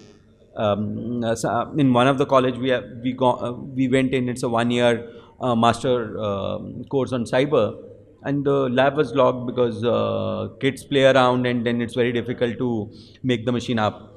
So these are some of the challenges which are there, and we just have to work with various stakeholders to make it happen. And I think the last point when I talk about encouragement and benefits of the entrepreneurship, although MeTi has a scheme where if you come up with a proposal, they will fund it on a cyber. I think they have some budgets around it. I don't know how many of the startup have used that particular budgets. I don't know, but apart from that, the point which I touched upon is that how can we give them the experience? How can we give them the platform which they can use on this? So these are, I listed down a lot of examples which can be done in all the 4 tracks. First one we said securing the government. The second one we said creating a secure ecosystem for the businesses. Capacity building for the end user citizens, and the fourth one we said was on the technology and the capacity and capability from the resource and technology perspective. So these are some of the thought I had, and happy to take questions and discuss on these. As far as if we will see about the state of Rajasthan, like they have done a wonderful job in terms of digitization. Right, most of the services for the common people they have launched and they are using it because it has been driven from the top. Right, that secretary was very much. They have developed a very good innovation center in the Jaipur. There they have like promote to these startups. They are giving them. They make a body. They analyze like what is the prospects of that particular startup, and then they review every 2 months, and then they provide them the support space, and then projects and mentorship for doing something, right? So it is totally the person driven, but that need to be system driven, right? So but as far as India is concerned, as digitization in the state has been just initiated couple of years ago, right? But the fast it is moving, every states are moving. As far as you talk about Uttar Pradesh and Bihar, these states are again trying to match up the pace of other states. So now the things has to be enforced with all that has to be made in terms of cyber security, because if it would not be handled at this point of time, it will create mess. It will create mess. I will be covering 3 key aspects which I've been personally involved from last 3 years in my time with Amazon and working with public sector customers across the region. And I think those 3 aspects are really fundamental with regards to when we talk about shaping the overall cloud security policy and how the governments are adopting cloud, right? So we still see a very mixed adoption pattern across the region, right? So if I take Asia Pacific and I'll just narrow down onto India, we have countries which are way forward and adopting cloud. They're not only running workloads which are unclassified data, but they're also running critical, mission critical services and offering online e-services, e-government services of restricted data or confidential data running on the cloud. And then we have countries which are still evaluating. They don't have a clear cloud first policy. We have certain countries who do have cloud first policy. Philippines is one where we worked very closely with Philippines government writing a cloud first policy for them. And an outcome of that has been that the policy is written, but no one knows on how do you convert that policy and put it into practice. So I think that's of no use if you cannot implement it, right? And we saw a very similar concern raised in the sessions today when there was a question asked saying, "Hey, what do I do with this policy?" Right? It's of no use to me if I don't know how to implement it. So how to take a policy from policy to practice is what I have been focused on working with the governments on how can we convert into an actionable, implementable policy that you can give to different agencies and tell them this is what you need to do, right? And that's one of the key tasks that I have been involved personally with a lot of governments, so I'll be able to share a broad perspective on that. The other thing that I want to focus on, and I'll give you 2 examples of what not to do, right?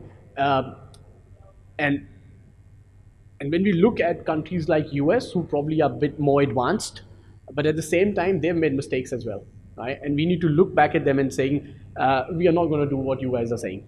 We are not going to do what you guys are doing because it was the wrong thing, and now you're fixing it, and it's an opportunity for us to how to fix it.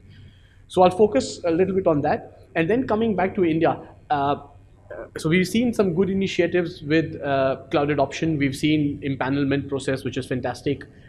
There's still some gray areas on data localization, still some concerns around physical isolation. We see that quite a lot comes up in almost every discussion I have with government. So I'll cover a little bit of that. But on the positive side, what I have seen is more from a cybersecurity perspective. I know we have a couple of themes today on cognitive cert and cognitive policing. I will give you an example of what we are doing as a proof of concept with a couple of states in India, where they are building their cert capability and their policing capability with us. Thank you. So I want to start with this trend. I briefly talked about it in the panel discussion when I opened this morning. We continually see this trend.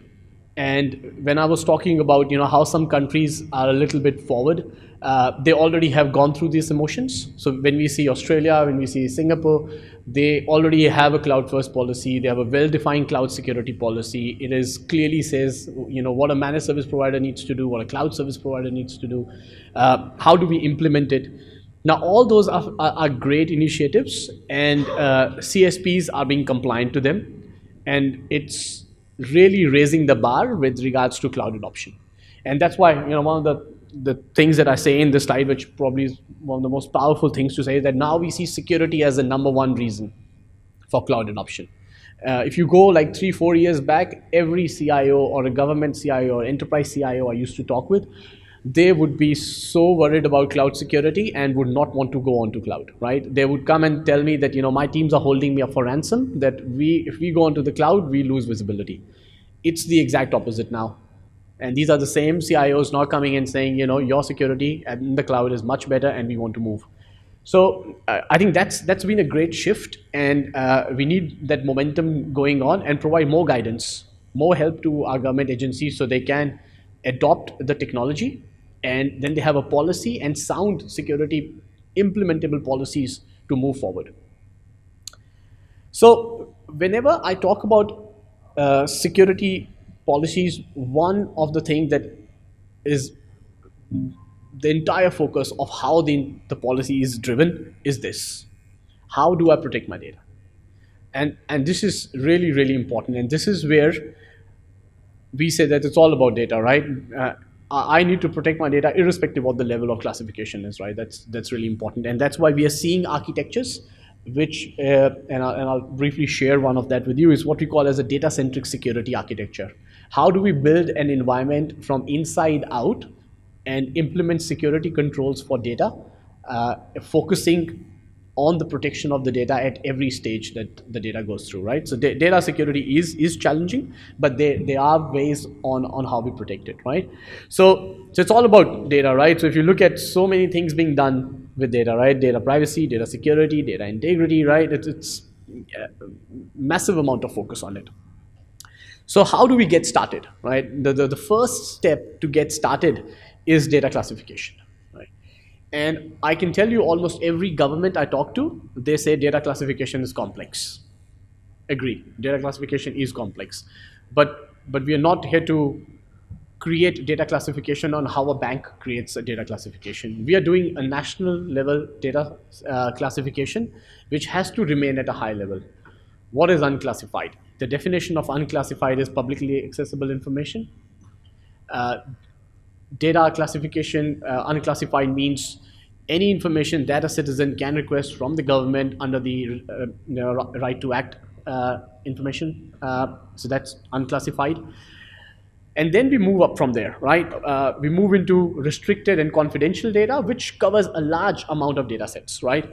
Now, this is where the complexity happens. Now, I was in Myanmar few weeks back, and we were doing a discussion with the government on data classification. And one question asked was on the healthcare data, where was a very good example on what we call as overclassification, right? If you do not give clear guidance to the agencies on how to treat data, personal data, healthcare data, they would go on overclassifying it.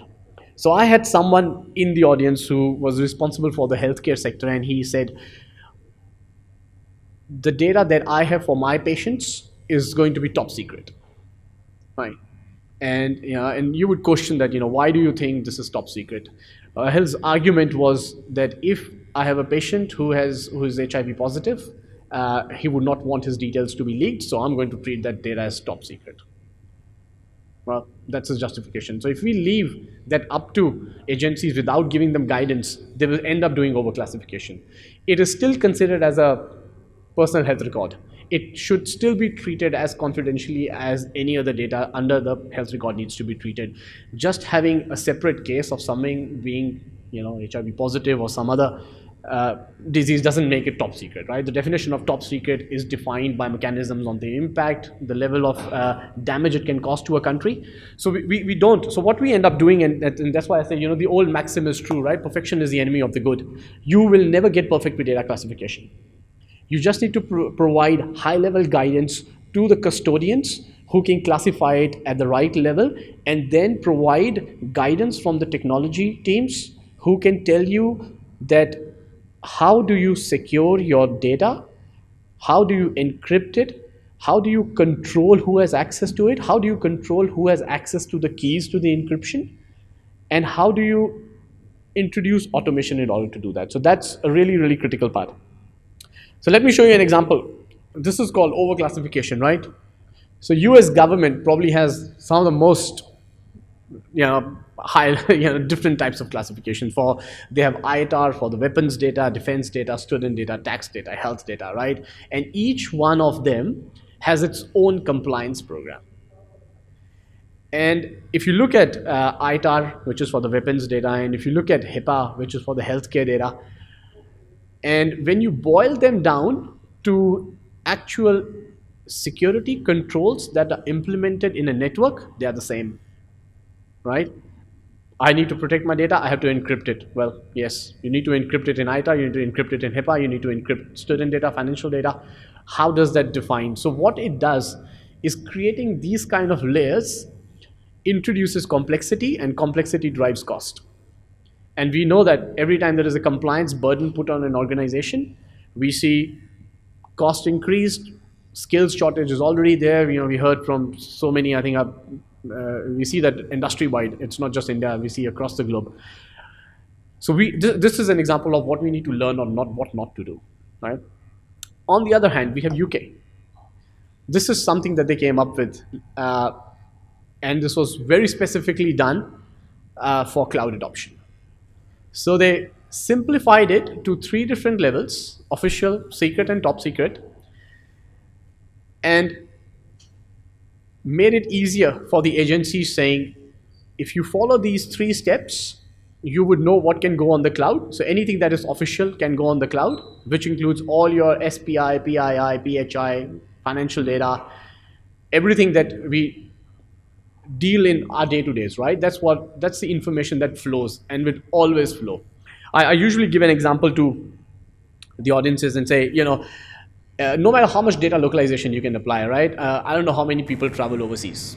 And the first thing when you travel overseas is you take your passport, you take your credit card, you hand it over to the hotel, you check in, and you have given 2 very critical pieces of your information, and now they're offshore.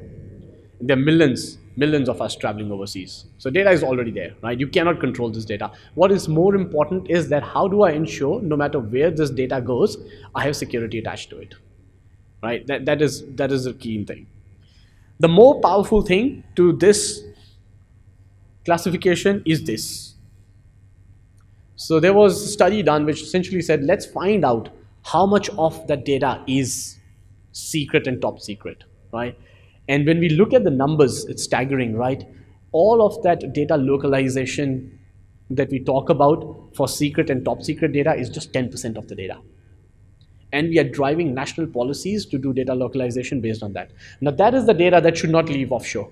And I can guarantee you it will be a handful of people that you can count probably on your one hand who would have access to that data. Right? That 10% of data would be very, very well kept secret and would not leave offshore, right? It will definitely be sitting in country. Now this really makes us think that when we look at a national level cybersecurity, cloud security strategy on how do we use the data classification to drive that strategy. So let's look at some of the problems, right? And we saw this confusion. We had two people asking same questions today, and they interchangeably used data localization with data security. There is absolutely no correlation between them. Yeah. If anyone says that my data sits in one country and it's secure, well, there is no guarantee. You still need to put security controls around it. So always focus on securing the data, not where it is located. The location of the data has got everything to do with the legislation and the control, not with the security, right? And I am not saying that data localization is not required in a policy. It definitely has its place, but you need to ensure that how you apply classification to decide what goes on the cloud versus what does not.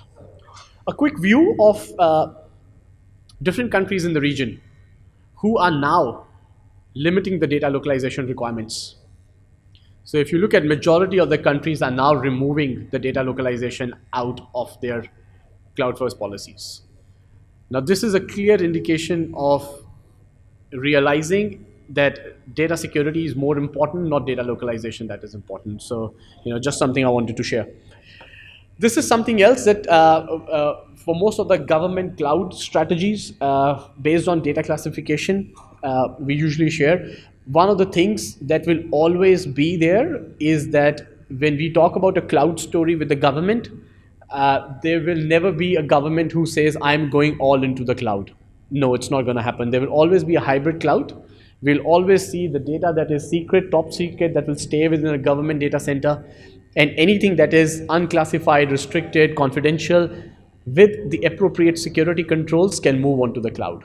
So data classification really drives your overall strategy on how you select what goes onto the cloud and how do you secure that as well. So the challenge with data security, and I talked about it earlier, I said, there's a data security centric architecture. The challenge with data security is that the moment you create a document that is confidential or secret in nature, the security has to attach with it. And then when the data goes throughout its life cycle, when the data is created, it's stored, it's shared, it's analyzed, it's archived, it's deleted, right? The entire life cycle, we have to make sure that the security stays with it. Now, if we keep that in mind and build our architectures in securing the data throughout the life cycle, that's when we're talking about a good security policy that is addressing what needs to be looked at. This is what Amazon does internally, right? We have a lot of automation built internally where we keep humans away from data. And why we do that? Now, you cannot keep humans completely away from data, but there is a majority of work that is done which lets people come close to the data is where you can restrict it. If I have a database administrator who needs to run a query on data, I don't need to give him access to the full data. Queries can be run on dummy data sets. Optimization can be done on dummy data sets. We can automate system-to-system communications. If we limit the people who have access to the data, we have more control, we have more visibility, we can take actions much better. And one of the things and one of the overall strategies that we recommend our customers is to implement automation across wherever data and sensitive data is involved. If people don't need to see it, well, principle of least privilege needs to apply. So that's something really, really fundamental when it comes to data security. So I'm going to shift gears from it, and I said, I'll cover one of the things that we are seeing in country, some of the work that we are involved with a couple of states. We are building proof of concepts for them, and this is where we are bringing the Amazon artificial intelligence together with cybersecurity, which is really, really game changing. And I understand that there are plans to build a national cybersecurity center as well. So what we have seen is the emergence of this, right? And I'll give you a little bit of background on why we are seeing an emergence of a national integrated command and control and what it really means. Now, we are seeing a rise in cybercrime, right? Nothing new over there. We all know that, right? We have identity theft, we have cyber extortion. We were talking about cyber awareness this morning. We give young kids phones in their hands, and we have massive amount of cases on cyberbullying. We have senior citizens who are robbed of money using social engineering. There's a huge problem, right? And now we are seeing emergence of a lot of cyber cells. So the police is now getting into a domain which was unknown to them. And most of these initiatives that we are involved with we have been initiated by the cyber cell of different police departments in the States. Now they're looking at it and saying, hey, you know what? A, we are not trained. B, we have no visibility. We get a complaint, we don't know what to do. And then they would rely on the certs, and certs have gone through a bit of a change in what a cert typically was. So, if you look at a traditional cert, which was, more like a advisory body, is now getting more proactive, is now acting on things, and, the role is expanding, which is fantastic.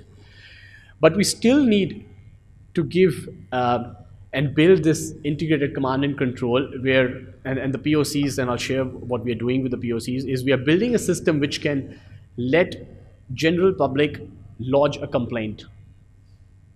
And again, the legal framework needs to catch up. We don't have a legal framework which basically captures every type of cyber incident, but we've seen additions to the special acts and the IT Act and different acts that have been put in place in India covering the cyber crimes. But when we get that legal framework in place, we still need a large amount of police to be trained, right? So the police are not becoming cybersecurity analysts. They need to do forensics. One of the common things that I heard from talking to the different state police departments was that we see all of these videos circling around. We don't know what is the origin of it. And this is where we are coming in, giving them access to artificial intelligence and services that they can leverage. How can this integrated command and control talk to the banks and the financial institutes, to the regulators, to the certs, and gain visibility and take action, which is really, really important. So that's why we're seeing this emergence of this, and we want to see more and more of this. So let's look at some of the key components that we are building for them. Cognitive cert, right? It was one of the themes. One of the things that we are building is threat detection using artificial intelligence. So if I was to ask how many different type of cybersecurity incidents someone will say 10, 5, 15, 20, but we know this field is evolving. Every day we see some new kind of attack that comes up. So how do we up our game? How do we ensure that we can recognize advanced threats without having to know the visibility, right? Predictive prediction is what we are talking about. So this is where we are building threat detection, which can look at patterns and identify indicators of attack. So no longer we are interested in knowing indicators of compromise, right? A compromise has happened. Yes, there is a botnet network. Yes, there is traffic going out. Yes, there is data going out. Thing has already gone bad. I need to catch things a step before. So I need to identify what are the indicators of attack. And this is essentially one of the key pieces that can help. We are using Amazon Recognition, which is facial recognition technology. And this has a wide variety of uses. Not only it helps doing facial recognition, so we have different customers across the world who are using it in different capacities. We have police departments who have placed cameras and CCTVs at critical points, and they are catching a person of interest. I had a discussion with one of the states and in India, and they said there is a lot of burden on the courts. There's a massive burden on the courts because these people who are missing, they essentially are living somewhere close by. There's no way for us to catch them. And technologies like these can not only do a facial recognition, it can also trigger the location of where the picture was taken and can send the details to the closest cyber cell so they can go and apprehend the person. There is advanced analytics available. You can do analysis of the location. If you have like a MMS doing the rounds, which is objectionable content, we can recognize and extract rich metadata out of that message and can do forensics on the fly. What is the location? We have location information on the images captured. What is the location of that image? We can identify who is in that image, what ages they are, right? What is the location which this could have possibly been shot at? And then we can work through the integrated command and control center with the telecom organizations and try to find and narrow down the information on, I know the location, I know the timing, I know the surrounding, can you tell me who was there, right? So those kind of technologies really helping law and enforcement to build these integrated centers. I already covered that, so I can skip this. This is another key one, right? Whether we are fighting fake news, whether we want to control riots, whether we want to just do an analysis of the sentiments. So many times it happens, a fake news is doing the rounds, and we need someone to take action. We probably need a government body to send out an advisory saying we are seeing that pattern. So we can take intel coming out of Twitter, Facebook, all social media, and we can do a sentiment analysis and provide intelligence to the police so they can take appropriate action, whether it's fake news, whether it is something doing the rounds, whether it is a riot that's going to be happening, right? You're expecting 100 people and all of a sudden, you know, the hashtag is going crazy and we see, no, it's going to be 1,000. Proper policing can be done. Very, very critical in doing intelligence gathering. The last one, which is really important, right? This is something, I think this will be groundbreaking for a lot of the police. So we are seeing a digitization of FIRs. We are seeing criminal data records, which actually are structured data and they're highly connected data. So the good thing is that we can use tools like graph database, where we can connect the dots, where we can say, all right, this city, this time of the year, this time of the day, we see car thefts. Right? I'm now going to put policing in place for the next year so that we are covered. We are seeing a pattern with a certain criminal. We know what he or she has done in the past and we can see and connect the dots. So criminal database analytics helps policing better, helps them identify and join the dots much better, and look at historical records and, you know, get really better in providing safe and secure services to the citizens. So this is where we are seeing, and you know, the good thing that I want to talk about is, and you know, bringing it together to how it ties down to the cloud, is we're running all of this for the states. In running the cloud, there is no third-party software. It's running purely using native services that the AWS cloud has to offer, whether it's a graph database, whether it is AI, whether it's threat detection using, you know, machine learning and advanced analytics, or the facial recognition. So you are not relying on a third-party software. You have full control on the technology, and you're building the solutions which are meaningful and relevant to you.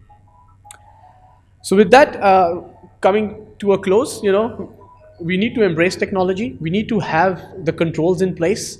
You know, we often talk about, and I read in news, I think a few months back, and I think that was shared through to me, that RBI is planning to ban crypto. And there'll be a 10-year sentence to anyone who's dealing with crypto. I think that's the wrong approach. What we really need to look at is we need to embrace the technology. We need to embrace it and say, you know what? Every time we block something, there are 10 different bad ways and bad actors who will find ways to do something. And I don't want to spend time catching them. What I want to do is put a proper framework. I want to put regulation around it and manage it properly. Right, that's really important. And same goes for AI, same goes for cloud. It's, you know, it's the same story on how we enable ourselves and prepare ourselves for the future rather than blocking it. So coming to a close, I've slightly changed the context of this slide, right? And I keep telling most of my public sector customers when it comes to this slide, you know, and say, you right now in your data center are managing the entire security yourself. You know, let us share the security with you. Now, it's the cloud provider who's sharing all of the underlying infrastructure security, and you only have to focus on the security on the top, which is really, really powerful, which takes the complexity out of your project, which takes the cost out of your projects. It helps you accelerate faster and offer services to your citizens much, much faster. And that's how we need to be looking at when we are shaping the new cloud security strategy, that making things easier, making things faster, and not doing trade-offs. Right? We need to move fast and we need to be secure. There is no or in that. So with that, thank you very much.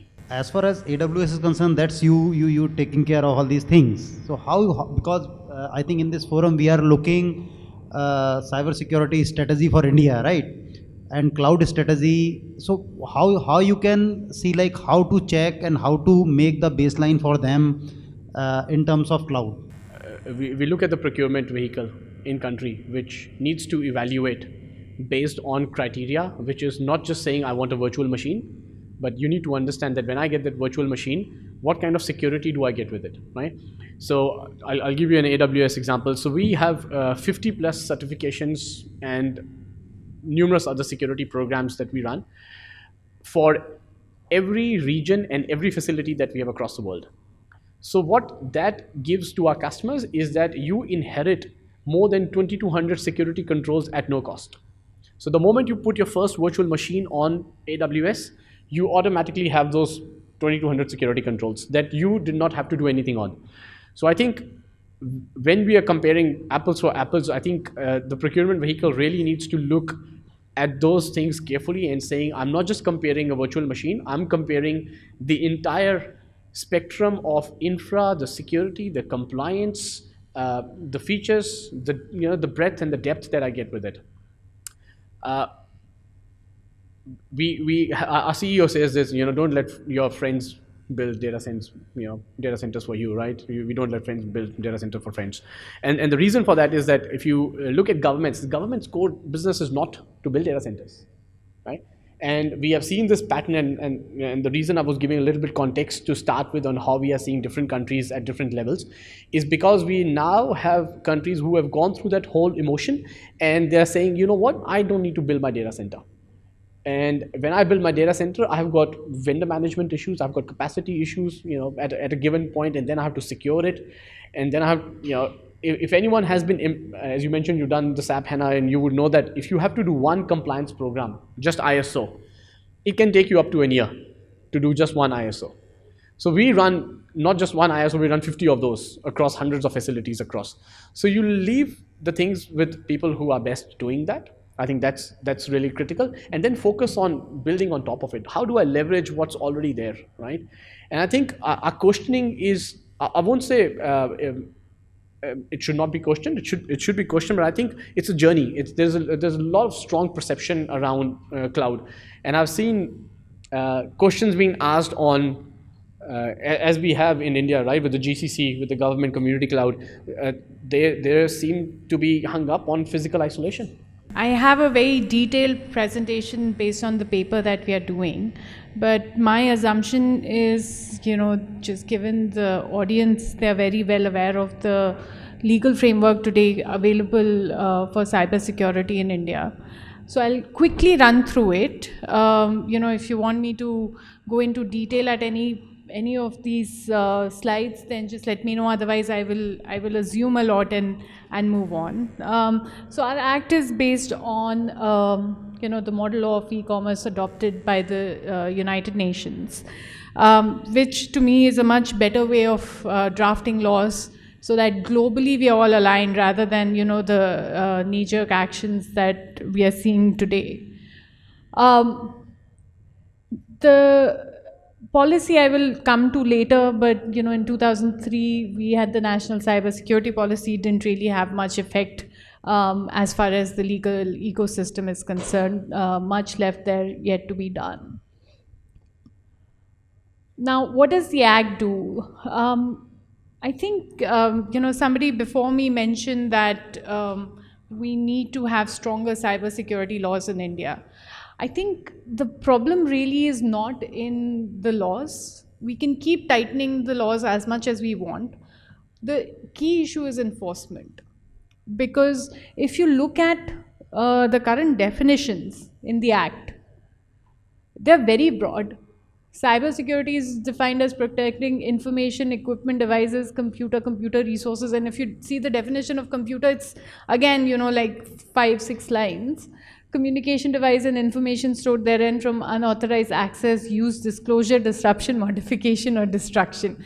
Any court that sees a violation of the cybersecurity laws, read with the definition of computer, read with the definition of cybersecurity and the definition of information provided here, will be able to pass judgment in favor of a complainant or somebody who's been harassed. And then, the areas we cover are also no less. Some of these are repetitive, but yet in the true spirit of Indian laws, we've created as many categories as possible to ensure that, we are not missing out anything. Just the first one itself, which is if you secure access to a computer system without authorization from the owner, would cover a lot of stuff. That's just your typical hacking. And then if you download, copy, or extract, there onwards, it's piracy. And then, it also covers any physical damage. So if there is vandalism in your office, that's also covered by our Information Technology Act. So it's quite wide in its coverage. The variant bullets that are included here have variant penalties and number of years you are going for imprisonment varies, but other than that, I think just the fact that you have provided access, you've taken access without having taken authorization is broad enough, just given the other definitions. I can provide you the slides. Yeah, absolutely. We believe in open source, so no problem. Now, there is civil and there is criminal laws applicable. The criminal provisions within the Act are the ones provided here. And the key elements there are dishonestly or fraudulently. So if you've done an act without the dishonesty or fraudulently intent, it's all intent-based, then it's civil, otherwise it's criminal. And that's the key differentiation. Apart from having the criminal provisions in the IT Act itself, we also have, and so these are the civil and criminal liabilities that are provided in the Act. We also have the IPC, which was amended to cover specifically issues related to the tech world.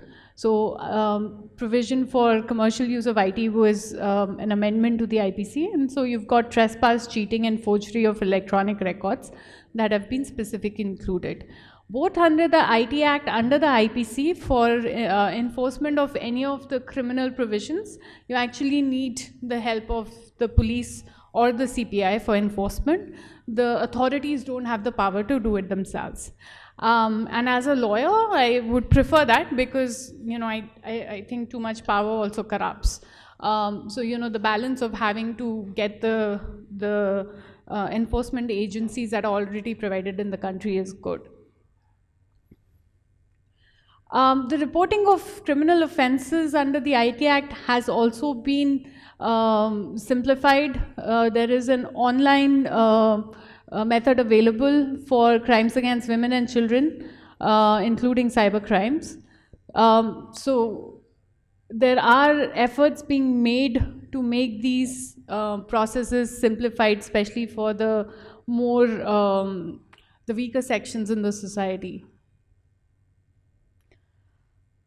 I'll skip this. This is basically talking about how we also have already the concept of sensitive personal data information in the IT Act itself. So there's a lot of discussion that today happened on the proposed data protection bill, but the concept of sensitive personal data is already built into the IT Act. Unfortunately, already this is not being used much. So that's why, when I hear all this discussion on data and protection of our data, what we have, we are not using. I don't know what the new act will do unless, again, we are able to enforce these laws. So the law that's, the case that's most famous is ICICI, where ICICI was fined for not having been able to protect the data. But there are literally a couple of actual judgments in this space. Rest are all pending for years. There is an obligation to report any cybersecurity incidents. CERT was formed under the IT Act for the purposes. And then there was also the intermediary guidelines 2011, which actually require the intermediaries to mandatorily report cybersecurity incidents to CERT. So these were very welcome changes to provide accountability on the corporates. However, again, the enforcement here has not been very good. Then again, the government has a lot of power under the IT Act to intercept, monitor, decrypt any information in a computer resource. But it has to be limited for the purposes that are provided in the Act. So there's a limit on, and this has to be proven by the government before they can get access to information. So only central government can provide blocking for public access, which just balances out how this can be misused by the government. There was a critical infrastructure information definition that was included, and a National Critical Information Protection Center, NCIIPC, I think the head was here, right? For critical information infrastructure. But again, this is so broad that private companies would never fall under this. This is at the level of national security, public health, etc. CBI also has powers, and CBI actually has, and we've worked with them on a few matters. They have the Cybercrime Research and Development Unit, the Cybercrime Investigation Cell, and so they have a separate cell dealing with cybercrimes. Now, just to, I haven't yet included the key issues that we think what are the lacunas in the current laws. We just came back from Estonia. Our whole firm had gone there to see the e-governance being done in Estonia. And it's amazing. They consider, firstly, your right. It's a fundamental right to have access to the internet. And then everything is e-governance. So obviously, first question we asked them was on the cyber security protection, where they have strong laws, but what's really worked, and what they told us, the lawyers there, was what's really worked is, again, the enforcement. And moving everything to an e-governance structure. So their courts are all online, everything's available online, it's central database. All their records are online with strong blockchain technology that is protecting the data. They were quite shocked to hear that we are planning to ban crypto assets. It's a different world. Of course, it's only 1.4 million people. I think this part of Delhi has that many people. But the idea behind it, I think, that's why I haven't yet put the lacuna and what needs to be done, because we're looking at the Estonian model. And really, instead of saying and I have a list of the possible stuff under law that has not yet been included, but instead of going into that, I thought we would, for the paper, and I would look for advice, but if we go rather into what we need to do from a legal structure and the legal ecosystem and the infrastructure that is available today. So whether it's moving your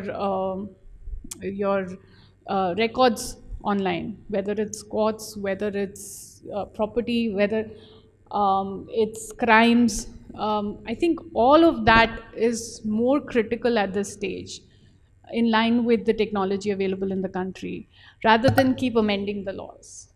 Because we've seen amendment after amendment is really not helped, because if you go and you, as a complainant, go and file something, it's still a huge, even though they've provided for online filing, you'll go to the police station and they'll say, madam, we still need a hard copy.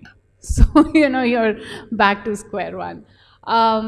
So you really do need to invest in the technology, make sure that we are the government is very open on adopting blockchain, and once we get all these systems online and provide the cyber security around these systems, like these people even put all their healthcare information online, and all they need is to press a button online to let's say the government or the company have access to all their data, or choose what data they want them to have access and what. So if they want to give their insurance companies access so that they can take a week's leave because they fell sick, they don't even have to call at work to say they're sick. Everything gets done online. So I'll leave it at that. We have X number of employee, and we have data for employee in any organization, right? Right. But actual, as far as roles and authorization are concerned, only HR has the access to of that data, right? In a backend, we have the access for the systems, but not that data, right? So as far as compliance are concerned, who will be the liable to do that? Civil liability will always be on the company. It will be on the company to ensure compliance. And if the company has taken all efforts to ensure compliance, so they have the policies in place, they have the systems in place, only HR has access to that information, and then the HR is supposed to, follow certain procedures in terms of ensuring that that data is not leaked. If the company has done everything on their part, and yet HR is responsible for leaking that data, then it's most likely intentional or negligent, in which case you get into the criminal aspect of it. And then at the outset, I'm just telling you practically what happens. Both the company and the individual will be named, and then the company will have to go to court and prove that they were not negligent or they were not fraudulent. Ultimately, if the data is secure from the company's perspective or IT perspective, the HR is liable for that. If that is leaked in terms of infrastructure, that's the IT's liability, right? Absolutely. So it's a joint responsibility of data in terms of sensitivity is concerned. Absolutely. Now, but the problem is you'll get charge sheeted if it's a criminal case, and then the company will have to prove that where the liability. That it is the legal entity. So the juristic person is not HR or IT. The juristic person is the company. Okay. So that way, so the company is the data fiduciary in the proposed bill, and even in the current system, if you see under the rules under section 43A, it is that company or that particular entity itself. Now within that entity, I mean, is it X person or Y person or Z department is a secondary matter. But first and foremost, it is that entity itself which is responsible. Then obviously the second level is, okay, who particular persons, natural persons were involved or could be implicated in that matter. As far as departments are concerned, who has the authority of whom and who has to comply that, right? That's fine. If something happens, company is the liability. Company is liable for all these fault and all. But ultimately, company is a virtual entity. They're the person who actually manage the show, right? So once something legality come, who is the managing that compliance? Who is responsible for that? So broadly, the other thing I wanted to do was move to a harm principle rather than all these detailed regulations that come through. Start moving to a principle-based legislation, and that's what we're going to suggest in our paper. So, thank you.